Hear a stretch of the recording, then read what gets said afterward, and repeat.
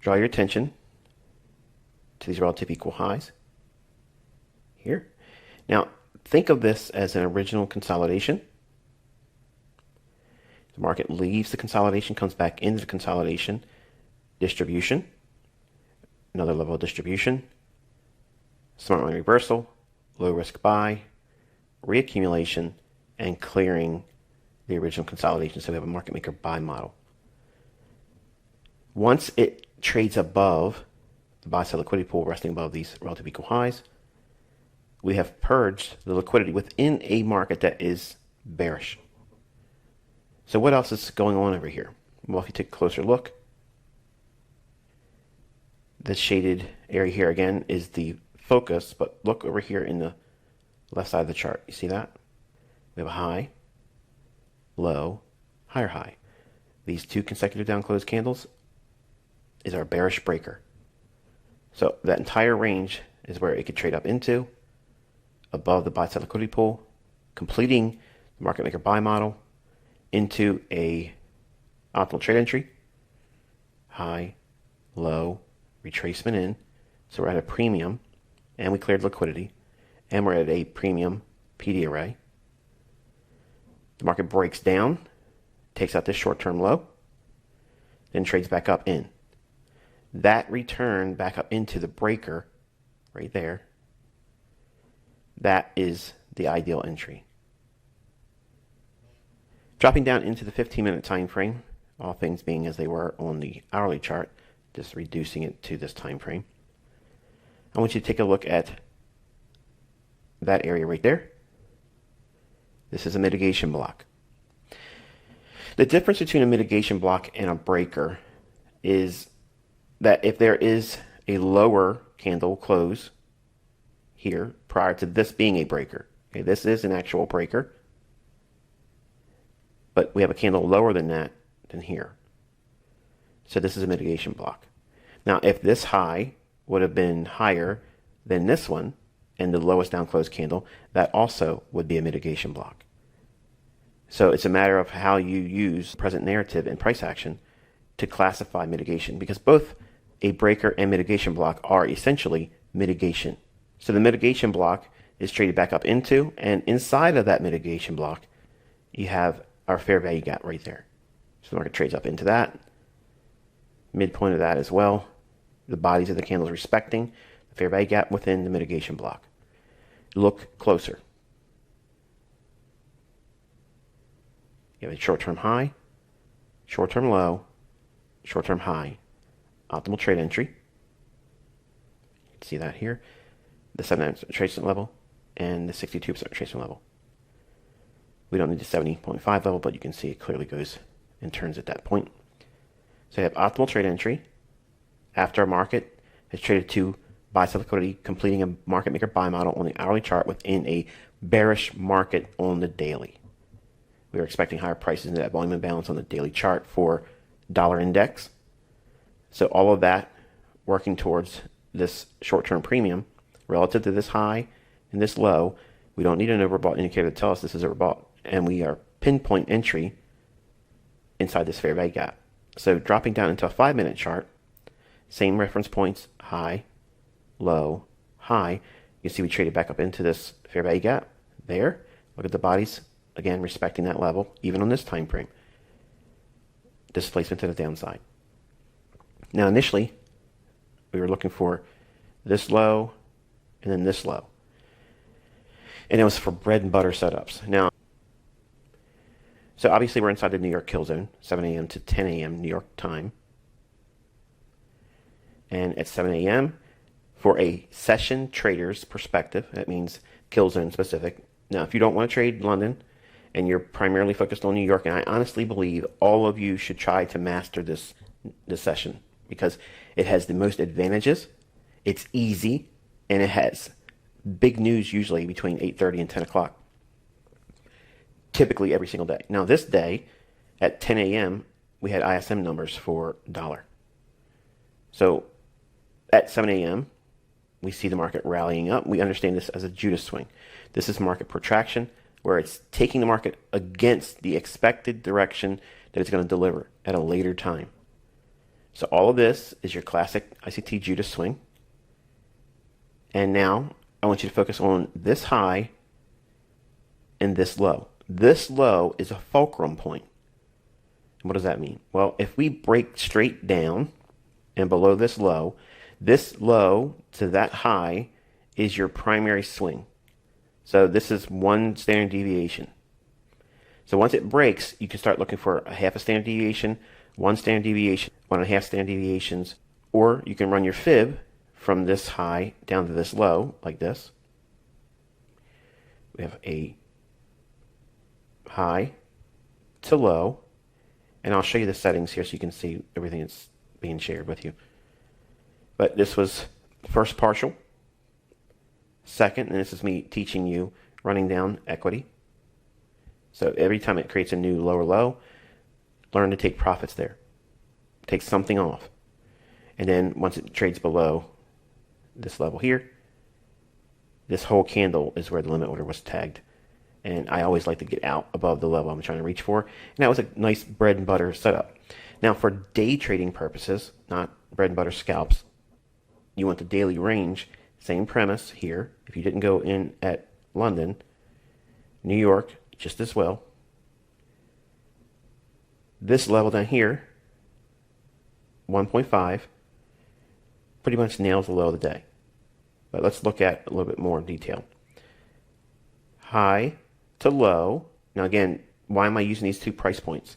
This is the low prior to the run up into New York kill zone. We're primarily focused on 7 a.m. So that run up sets the stage for a break in market structure. This is not a break in market structure there. This is a break in market structure because we have a potential turning point here. Then the short-term low prior to that run up, that is the break in structure. See, everybody wants to look for a higher high, and then it breaks it, okay, and calls that a market structure break. It's not. You have to have the narrative in the marketplace to align yourself with a shift or break in market structure. That's what we see here. And once it breaks down, everything else I outlined in the video is sufficient enough. Respective levels here, okay? And ultimately, there's your projected low. And all I'm doing is using swing trading concepts that I teach you in the core content. So this whole premise here of using the high to the low, and once it breaks this low, how far can it go down? That is standard ICT swing trading. It's this classic, simple stuff that leads to really good, ideal scenarios for targets. And from a Power 3 standpoint, if you treat New York session like the daily range or true day, where it begins at midnight, ends at later in the afternoon New York time, the same thing can be applied to your New York sessions. This entire window of opportunity, okay, from 7 a.m. to 2 o'clock in the afternoon, New York time, that could be your entire focal point for your trading. You don't care what's occurring so much before it. You don't care what's occurring after it. You're just trying to predict and forecast the price action movements between these two time windows. And you can further reduce it to noon, and that's no problem. Or you can make it 1 o'clock in the afternoon to get that little piece that usually goes beyond noon. Or you can trim it to 11 o'clock in the morning, and that ends your day. It's not something you should be wrestling too hard with, but from a perspective of understanding how these days that have big ranges can offer your opportunities, you need to be able to stick to a time frame that, okay, if I'm going to be hunting intraday trades or bread and butter setups, what are my work hours? What am I focusing on? Like, am I trying to get in here and turn these things into long-term position trades? Because without knowing how to do that style of trading, you can end up hurting yourself or losing potential profits by holding on to a trade too long. Or you can simply say, I'm going to treat the New York session like the Power 3 is for the daily range. I'm going to look for these types of signatures, which is when I'm in a bearish market and the market starts to rally up to a level I anticipate shorting at, you can visually represent the New York session or New York kill zone in the Power 3 perspective I teach when it comes to the full daily range. So in other words, what am I saying here? From this candle's opening at 7 a.m. up to the high, that's this here, the open and the high forming. Now, obviously, the New York session is not the full daily range. We had a higher high formed in London. But if you're not going to be a London trader and you're not trying to capture the entire daily range and you're focusing on a real easy schedule to work with, New York session, you can treat the daily range the same way inside of the full daily range. That means everything is fractal. So the opening price here at 7 a.m., we anticipate a rally up. That's classic ICT Power 3. Market protraction, Judas swing, and they reverse it. And see a break in market structure there. And you start attacking this low and then picking up any of your bread and butter exits. And as you transition to understand how you can hold for the daily range, you can leave a small portion on to ride out based on time and price. In the beginning, like I show you in my examples, you want to learn to take the biggest portion off because it frees up a lot of the, fear that's gripping you. And that way, if it does turn on you and go back to your stop loss, it doesn't hurt as bad. It feels good because you took something out and you quote unquote won something and you reduced risk. So you're getting three things there working towards you. And that's a critical thing when you're developing or learning. And once you get better at this, you'll learn to hold a little bit more. You won't be such a hurry to take a large portion off. And that's what I mean by changing based on your experience. It'll shift from taking a big portion of the trade off on your first partial to taking, I'll take 20% off and leave the majority on to see if I can scale off later and try to ride out the majority of the move with some portion left on. Time is the first element. You have to submit to that. What does that mean? Well, if you're bearish on a particular market and you think it's going to go lower, try to aim for 10 o'clock to 1 o'clock in the afternoon New York time.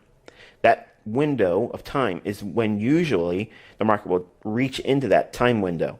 Now, by what price level, that's entirely something altogether different because you have to look at standard deviations, discount arrays, PD arrays, and see what lines up with the majority of those things and with potential of time of day. How long can the candle expand on the daily range? Well, ideally between 10 o'clock in the morning and noon and as late as 1 o'clock in the afternoon. But it's very, very rare that 1 p.m. is ever utilized unless there's some kind of like FOMC or some kind of interest rate related news driver that's being released at 2 o'clock in the afternoon or 2:30 in the afternoon New York time. Primarily, the daily range is formed, unless it's a New York session reversal, between 10 o'clock and noon. And many times you're going to find before 11 a.m.